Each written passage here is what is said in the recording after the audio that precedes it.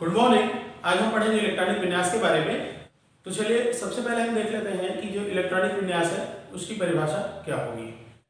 किसी परमाणु के विभिन्न कोशों में इलेक्ट्रॉन के वितरण को इलेक्ट्रॉनिक विन्यास कहते हैं। ठीक है, कोई भी परमाणु है, मान लीजिए उसमें 2 कोश हो सकते हैं, 3 कोश हो सकते हैं, 4 कोश हो सकते हैं। तो जितने भी कोश होंगे तो उन कोशों में इलेक्ट्रॉनों का वितरण कैसा होगा। मान लीजिए 2 कोश हैं तो पहले कोश में कितना इलेक्ट्रॉन होगा, दूसरे कोश में कितना इलेक्ट्रॉन होंगे। ठीक है, इस तरह से किसी भी कोश में कितने इलेक्ट्रॉन होंगे, कैसा वो बांटा जाएगा, इन्हीं को हम बोलते हैं इलेक्ट्रॉनिक विन्यास। नाभिक के चारों ओर जो विभिन्न कोश है उसमें इलेक्ट्रॉनों का जो वितरण है उसको समझाने के लिए अलग अलग वैज्ञानिकों ने अलग अलग मेथड, अलग अलग रूल्स, अलग अलग सिद्धांत दिए। उनमें से मुख्य रूप से हम 4 सिद्धांतों को पढ़ते हैं। तो आइए देख लेते हैं कौन से हैं। पहला होता है बोरबरी योजना, दूसरी है अबॉव का सिद्धांत, तीसरा हुन की अधिकतम बहुलता का नियम और चौथा होता है पॉली का अपवर्जन सिद्धांत। तो चलिए सबसे पहले हम देखते हैं बोरबरी योजना और समझते हैं कि बोरबरी के अनुसार इलेक्ट्रॉनों का वितरण जो होता है वो कैसे और किस तरीके से होता है। ठीक है, तो बोरबरी जो योजना है या जिसको हम बोलते हैं बोरबरी स्कीम, ये बताते हैं कि किसी कोश में इलेक्ट्रॉनों की जो अधिकतम संख्या होगी वो 2n² होगी। ठीक है, अब ये कैसे होता है इसको पहले समझ लेते हैं। मान लीजिए एक परमाणु है और ये उसके विभिन्न कोश। ठीक है, कोशों को हम किससे दर्शाते हैं? कोशों को दर्शाते हैं हम n से। ठीक है, और जब हम क्वांटम संख्या निकाल रहे थे तो उस टाइम आप लोगों को ध्यान में होगा कि इनका वैल्यू हम कैसे देते हैं। तो ये होता है आपका 1, ये 2, ये 3 और ये 4, इस तरीके से, है ना। या फिर उसको हम दे देते हैं K, L, M, N, इस तरह से जो विभिन्न कोश हैं उनको हम इस तरह से नाम दे देते हैं या फिर उनका वैल्यू निकाल लेते हैं। ठीक है, तो अब मान लीजिए कि इनके आधार पर हम समझें कि ये 2n² जो होता है इलेक्ट्रॉनों की जो संख्या होगी वो कैसी होगी। तो इस मेथड से भी हम देखें, मान लीजिए हम निकालते हैं 2n² और यदि n का जो मान है मान लीजिए 1 है या n बराबर 2 या n बराबर 3 और n बराबर 4, इस तरीके से। तो मान लीजिए कि n बराबर 1 कहने का मतलब है यहाँ पे कि जो पहला कोश होगा, n1 मतलब कौन सा? पहला कोश। तो जो पहला कोश होगा उसमें इलेक्ट्रॉनों की अधिकतम संख्या कितनी होगी। तो अब इस एक मान को यहाँ पर यदि हम रख करके इसको सॉल्व करें तो इसका जो वैल्यू है वो निकल के आता है 2। मतलब यहाँ पे टोटल 2 इलेक्ट्रॉन जो है वो भरेंगे पहले कोश में। उसी तरह से यदि हम दूसरे कोश में देखें तो n का मान लीजिए हमने ले लिया 2 और 2 को यहाँ पर रख करके यदि इसको हम सॉल्व करते हैं तो ये हो जाता है 8, इसी तरह से ये हो जाएगा 18 और ये हो जाता है आपका 32। तो किसी भी कोश में इलेक्ट्रॉनों की जो संख्या कैसी होगी? 2n² के अनुसार। और 2n² के अनुसार मतलब कि यदि वो पहला कोश है तो उसमें इलेक्ट्रॉनों की अधिकतम संख्या 2, उसी तरह दूसरे कोश में 8, तीसरे में 18 और चौथे में 32, इससे ज्यादा नहीं होगी। अब जैसे मान लीजिए यहाँ पे उसी को देख लेते हैं। जैसे मान लीजिए पहला कोश है तो पहला कोश है तो इसमें इलेक्ट्रॉनों की जो अधिकतम संख्या होगी वो 2, ये दूसरा हो गया तो इसमें 8, ये तीसरा तो इसमें 18 और ये मान लीजिए चौथा कोश है तो इसमें 32। तो इलेक्ट्रॉन जो है वो इस तरीके से इस क्रम में भरे जाएंगे। ऐसा पहले कोश में 2 से अधिक नहीं होंगे, दूसरे में फिर 8, तीसरे में 18, चौथे में 32। तो इस क्रम में इस अनुसार से जो इलेक्ट्रॉन है वो भरता है। चलिए तो दूसरा पॉइंट देखते हैं। दूसरा पॉइंट ये कहता है कि n कोश में 8 तथा n-1 कोश में 18 से अधिक इलेक्ट्रॉन नहीं होंगे। ठीक है, अब ये n कोश और n-1 कोश क्या होता है उसको पहले देखते हैं। तो जैसे मान लीजिए हम क्वांटम संख्या निकालते थे तो इनको कैसा वैल्यू देते थे? 1 2 3 4, इस तरह से। ठीक है, ऐसा करते थे।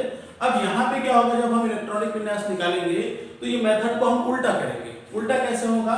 जैसे इन कोशों को हम किससे दर्शाते हैं? n से।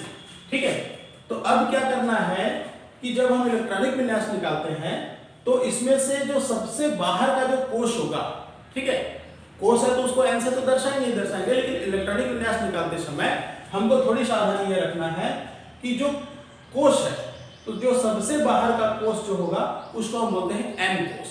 ठीक है, या उसको हम अंतिम कोश, है ना, और उसी को हम दर्शाते हैं n से। n कोश कहलाएगा और n कोश के अंदर जो होगा, जस्ट अंदर, ये हो जाएगा आपका n-1 कोश। उसी तरह से उसके जो अंदर होगा वो होगा आपका n-2 और उसके अंदर जो होगा वो हो जाएगा आपका n-3 कोश। ठीक है, तो इस तरह से हम इनको इलेक्ट्रॉनिक विन्यास करते समय इनको नाम देते हैं।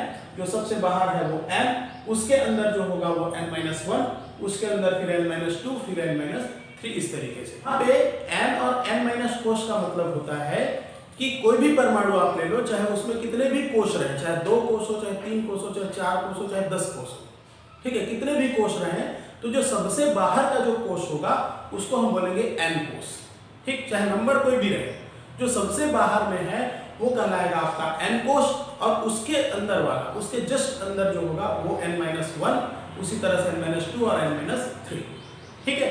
तो ऐसा कभी आप मत करिए कि चौथे कोश को n कोश बोलते हैं, ऐसा कि कभी भी आप कंफ्यूज ना हो। जो बाहर होगा, भले 2 कोश होंगे तो 2 कोश यदि है तो बाहर वाला n, अंदर वाला n-1, ठीक है, इस तरह से होता है, ठीक है। चलिए आगे हम देखते हैं। तो अच्छा, इसी को हम एक बार फिर समझ लेते हैं कि n कोश में 8 तथा n- कोश में 18 से अधिक नहीं होंगे। मतलब कि बाहर का जो कोश होगा अंतिम कोश में, ठीक है, हमेशा 8 इलेक्ट्रॉन अधिकतम, और उसके जस्ट अंदर वाले में 18 इलेक्ट्रॉन, उससे ज्यादा नहीं हो सकता। चलिए नेक्स्ट देखते हैं। नेक्स्ट कहता है कि n कोश में 2 तथा n-1 कोश में 9 से अधिक इलेक्ट्रॉन तब होगा जब n-2 कोश 2n² के अनुसार भरा होगा, ठीक है। अब यहां समझिए कि ये जो n कोश है इसमें 2 और n-2 इसमें 9, तो इसमें 2 से अधिक और इसमें 9 से अधिक कब होगा, जब जो n-2 है, मतलब ये जो कोश होगा, ये कोश कैसा भरा होगा, इस रूल के अनुसार भरा होगा, ठीक है। मतलब 2n² के अनुसार यदि n-2 कोश भरा हुआ है, तब बाहर के दोनों कोश हैं, इनमें 2 और 9 से अधिक इलेक्ट्रॉन हो सकते हैं, ठीक है। ये चौथा पॉइंट क्या कहता है कि n कोश में 8 इलेक्ट्रॉन होने पर अतिरिक्त जो इलेक्ट्रॉन होगा वो अगली कोश में भरेगा, ठीक है। मतलब यदि बाहरी कक्षा में 8 इलेक्ट्रॉन है तो जो नेक्स्ट इलेक्ट्रॉन होगा, आगे जो इलेक्ट्रॉन आएगा या जो अतिरिक्त इलेक्ट्रॉन होगा वो अगली कक्षा में प्रवेश करेगा, ठीक है। तो ये होता है आपका बोरबरी का सिद्धांत। आइए इसको उदाहरण से समझते हैं। जैसे हम ले लेते हैं पोटेशियम। पोटेशियम का परमाणु क्रमांक होता है 19। परमाणु क्रमांक 19 है, मतलब इलेक्ट्रॉन की संख्या कितनी होगी, 19। अब ये जो 19 इलेक्ट्रॉन होते हैं विभिन्न कोशों में कैसे वितरित होता है इसको हम समझेंगे। तो बोरबरी बताता है कि इलेक्ट्रॉनों का वितरण कैसे होता है, इस क्रम में, ठीक है। मतलब 2, 8, 18 और 32 इस क्रम में इलेक्ट्रॉनों का जो है वो वितरण होता है। तो चलिए उसी के अनुसार से इसको हम बांट कर देखते हैं। तो पहले कोश में कितना आ जाएगा, 2, दूसरे कोश में आ जाएगा 8, ठीक है। टोटल कितने हो गए, 10, हमारे पास है 19, बचा कितना, 9, तो 9 जो है वो आ जाएगा यहाँ पे। क्यों, तो तीसरे कोश में हम अधिकतम भर सकते हैं 18 इलेक्ट्रॉन, ठीक है। तीसरे कोश में अधिकतम हम भर सकते हैं 18 इलेक्ट्रॉन, तो 18 से ज्यादा नहीं होंगे, कम हो सकते हैं। तो हमारे पास ये तीसरा कोश होगा, हमारे पास बचा कितना था, 9 इलेक्ट्रॉन बचा था, तो वो 9 के 9 को हमने भर दिया कहाँ पे, अंतिम कोश में या तीसरे कोश में, ठीक। बट यहाँ पे आप ध्यान दीजिए, ये जो है वितरण वो गलत होगा, ठीक है। इस तरह से वितरण नहीं होगा, ठीक है। क्यों नहीं होगा, क्योंकि ये जो कोश है वो क्या होगा, अंतिम कोश हो जाएगा, ठीक है। जैसे यहाँ हम इलेक्ट्रॉन भरेंगे तो ये कोश जो है वो अंतिम कोश हो जाएगा, मतलब n कोश हो जाएगा, और n कोश में इलेक्ट्रॉनों की जो अधिकतम संख्या होती है वो 8, ठीक। और यहाँ पे कितना भरा हमने, 9, तो ये गलत हो जाएगा, ठीक है। और बोरबरी का जो हमने अभी योजना देखा उसमें हमने एक पॉइंट और पढ़ा था कि यदि अंतिम कोश में 8 इलेक्ट्रॉन होते हैं तो जो अतिरिक्त इलेक्ट्रॉन होगा वो कहाँ जाएगा, आगे। मतलब कि यहाँ पे 9 इलेक्ट्रॉन नहीं हो सकते, ये होगा आपका 8 इलेक्ट्रॉन, और जो बच गया 1 वो चला जाएगा यहाँ पे, ठीक। तो ये होता है सही मेथड, इस तरह से होगा इलेक्ट्रॉन का वितरण। तो अब कैसा हो गया इसका इलेक्ट्रॉनिक विन्यास, 2, 8, 8, 1, ठीक है। ये जो है वितरण वो हो जाएगा आपका सही, ठीक। इसके बाद दूसरा उदाहरण हम ले लेते हैं सिलिकॉन Si, ठीक है। Si का परमाणु क्रमांक होता है 14, मतलब इसमें होंगे 14 इलेक्ट्रॉन। अब इन 14 इलेक्ट्रॉन को हम बांटते हैं। पहले कोश में 2 इलेक्ट्रॉन, दूसरे कोश में आपके 8 इलेक्ट्रॉन, टोटल कितने हो गए, 10 इलेक्ट्रॉन, ठीक है। टोटल 10 इलेक्ट्रॉन हो गए। अब हमारे पास कितना बचा, 4, ठीक। तो अब ये 4 आ जाएगा यहाँ पे, ठीक। इसका कितना हो गया इलेक्ट्रॉनिक विन्यास, 2, 8, 4, मतलब पहले कोश में 2 इलेक्ट्रॉन होगा, दूसरे कोश में 8 इलेक्ट्रॉन होंगे, और तीसरे कोश में आपके 4 इलेक्ट्रॉन होंगे, ठीक है। अब ये क्या होगा आपका, ये आपका अंतिम कोश होगा। और अंतिम कोश में बोरबरी योजना में हमने पढ़ा कि अंतिम कोश में 2 से अधिक कब होता है, 2 से अधिक कब होता है, जब अंदर के जो कोश होंगे वो जब 2n² इस रूल के अनुसार जब भरा होगा तब जो है अंतिम कोश में 2 से अधिक इलेक्ट्रॉन हो सकते हैं। ठीक है, अब मान लीजिए यहाँ पे 4 है तो उससे अंतिम वाला ये, ठीक है, ये जो है इस नियम से भरा हुआ है, उसके अंदर का ये भी इस नियम से भरा हुआ है। ठीक है, तो ये इस तरह से 2 से अधिक यहाँ पे हम रख सकते हैं, ये आपका सही हो जाएगा। इसके बाद एक उदाहरण हम ले लेते हैं टाइटेनियम Ti, इसका होता है 22, इसका हम इलेक्ट्रॉनिक विन्यास करके देखते हैं। कि टाइटेनियम में पहले कोश में 2, दूसरे कोश में 8 और तीसरे कोश में 12 इलेक्ट्रॉन। ठीक है, अब ये जो क्या होगा, इसका अंतिम कोश हो जाएगा। ठीक है, क्योंकि अंतिम इलेक्ट्रॉन यहाँ भरा रहा है तो ये आपका अंतिम कोश हो जाएगा। और हमारा रूल क्या कहता है कि अंतिम कोश में 8 इलेक्ट्रॉन से ज्यादा नहीं होंगे। ठीक है, तो यहाँ पे 12 इलेक्ट्रॉन अपन भर नहीं सकते, क्या करेंगे, यहाँ पे हम 8 करेंगे और बाकी इलेक्ट्रॉन आगे चला जाएगा। तो अब इसका इलेक्ट्रॉनिक विन्यास कैसा हो जाएगा, 2, 8, 8 और 4। ठीक है, अब यहाँ फिर ध्यान दीजिए, अब अंतिम कोश कौन सा हुआ, ये। ठीक, अंतिम कोश में कितना इलेक्ट्रॉन आ गया, 4। और हम ये अंतिम कोश ऐसी को बोलते हैं हम n कोश।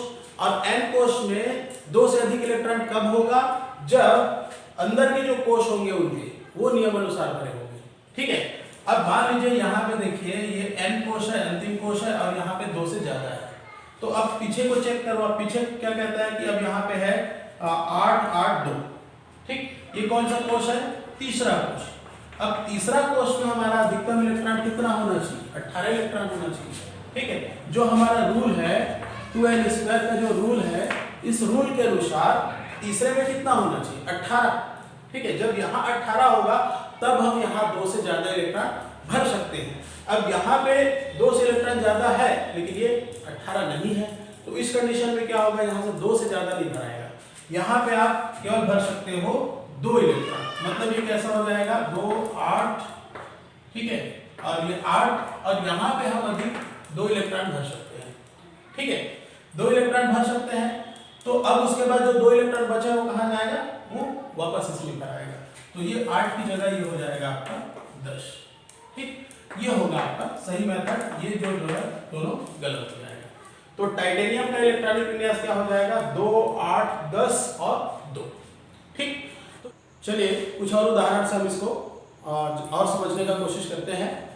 जैसे हम ले लेते हैं क्लोरीन का होता है परमाणु क्रमांक 17, मतलब इसमें होंगे 17 इलेक्ट्रॉन। अब 17 इलेक्ट्रॉनों को हमको बांटना है, तो उसके लिए कैसे करेंगे, तो जो पहला कोश होता है उसमें भराता है 2 इलेक्ट्रॉन, दूसरे कोश में भराता है आपका 8 इलेक्ट्रॉन।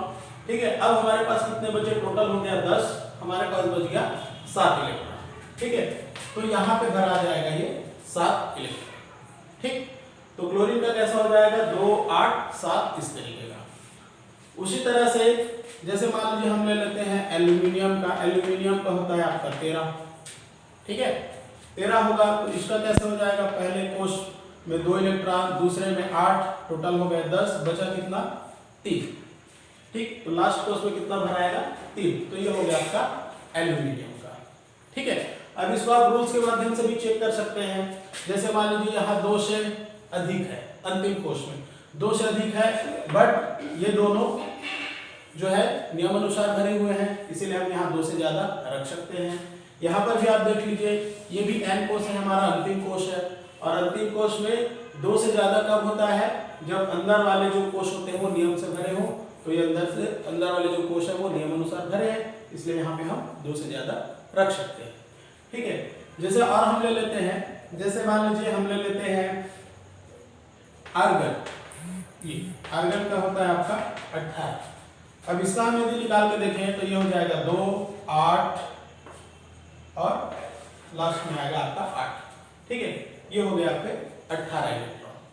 इस तरह से जो अन्य परमाणु हैं उनका भी आप बहुत आसानी से इलेक्ट्रॉनिक विन्यास निकाल सकते हैं। तो आवर्त सारणी में सारे परमाणुओं के नाम, उनके क्रमांक दिए हुए हैं, उसको निकाल लीजिए और निकाल करके वहां से आप प्रैक्टिस कीजिए। ठीक है, बोरबरी का जो सिद्धांत है ये मैंने पहले बताया है कि जो लोअर क्लासेस हैं या जो शुरुआती दौर में हैं, जो केमिस्ट्री में नए हैं, उनके लिए काफ़ी हेल्पफुल करता है। और साथ ही बोरबरी का जो सिद्धांत है आपको संयोजकता निकालने में भी ये बड़ी मदद करता है। ठीक है, तो प्रैक्टिस कीजिए, प्रैक्टिस करेंगे बहुत आसानी से हो जाएगा। तो चलिए आज की क्लास में इतना ही, बाकी जो थ्योरीज बच गई हैं वो सारी थ्योरीज हम पढ़ेंगे नेक्स्ट क्लास में। Okay, thank you.